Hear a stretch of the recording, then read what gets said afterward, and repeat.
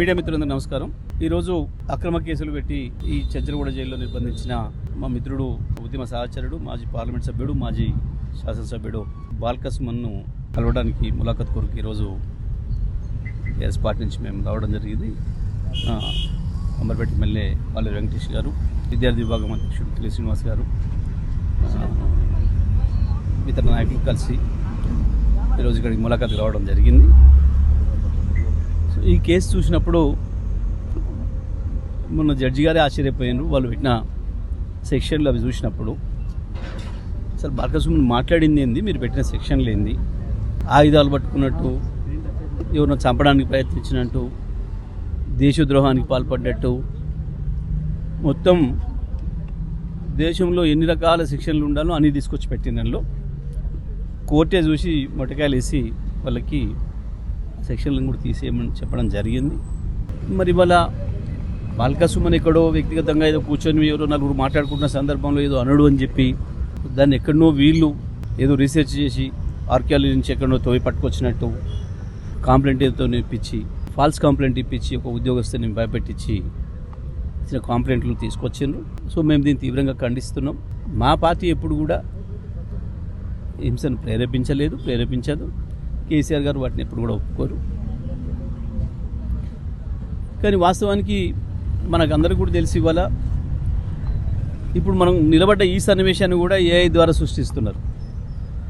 ఇటువంటి వాటిని కూడా మరి అది ఎట్లా వచ్చింది, ఏమొచ్చింది, ఎవడు సృష్టించిండు, ఇదంతా కూడా బీఆర్ఎస్ పార్టీని అణిచివేయడానికి, బీఆర్ఎస్ పార్టీ నాయకుల్ని భయపెట్టేయడానికి, భయభ్రాంతులు చేయడానికి ఈ ప్రభుత్వం చేస్తున్న దుర్మార్గమైన కుట్ర తప్ప ఇంకొకటి కాదు. ఒక దిక్కు ప్రజలకు ఇచ్చిన హామీల్ని నెరవేర్చలేక, రోజువారీ ప్రభుత్వాన్ని నడపడం చేతగాక, కేవలం డబ్బు సంచులకు ఆస్తులు సంపాదించుకోవడానికి అలవాటు పడ్డ ముఖ్యమంత్రి, మంత్రులు ఈ రకంగా పోలీసుల్ని వాడుకొని ఒకవైపు సోషల్ మీడియాలో ప్రభుత్వాన్ని ప్రశ్నించిన వాళ్ళపైన కేసులు పెట్టడం, బీఆర్ఎస్ పార్టీ నాయకులపైన కేసులు పెట్టడం, జైలుకు పంపడం ద్వారా ఏదో భయపెట్టిస్తామని చెప్పి అనుకుంటున్నారు. ఇది వీళ్ళ మూర్ఖత్వం. మేము తప్పకుండా ప్రజాస్వామిక పద్ధతుల్లోనే వీటన్నిటి కూడా ఎదుర్కొంటాం. తప్పకుండా చట్టం ద్వారానే, న్యాయస్థానం ద్వారానే మేము న్యాయం పొందుతాం, అందులో సందేహం లేదు. ఇవాళ రాష్ట్రంలో ఒకవైపు దుర్మార్గమైన హింస జరుగుతూ ఉంది, ఇంకొక వైపు స్వయంగా ఈ ముఖ్యమంత్రి ఆనాటి బీజేపీ అధ్యక్షుడితో సహా మేము బాంబులు పెట్టి సెక్రటేరియట్ని లేపేస్తాం, లేదా మేము తుపాకులు పట్టుకున్న అడవులకు పోయి టీఆర్ఎస్ పార్టీ నాయకులను, బీఆర్ఎస్ పార్టీ నాయకులను కాల్చేస్తాం అనే మాటలు మాట్లాడింది. ఈ మధ్యకాలంలో కాంగ్రెస్కు సంబంధించిన అనేక మంది ఎమ్మెల్యేలు కూడా వాళ్ళని భయపెట్టేయడానికి, డబ్బులు వసూలు చేసుకోవడానికి ఫ్యాక్టరీలను బీల్ చేస్తాం, వీళ్ళని బీల్ చేస్తాం, వాళ్ళని బీల్ చేస్తాం అనే మాటలు కూడా మనం చూసినాం. మీరు మరి ఎక్కడ ఎవరి మీద కూడా ఎటువంటిది ఒక చిన్న కేసు కూడా పెట్టలేదు ఏడ. కానీ బాల్కసుమన్ ఎక్కడ ఏం బహిరంగంగా మాట్లాడలేదు, ఎక్కడ లేదు. అది ఎక్కడో కూర్చొని ఏదో మాట్లాడుతున్నట్టుగా సృష్టించారు. ఒకటి లేనిది సృష్టించి అక్రమ కేసును పెట్టి పంపించారు.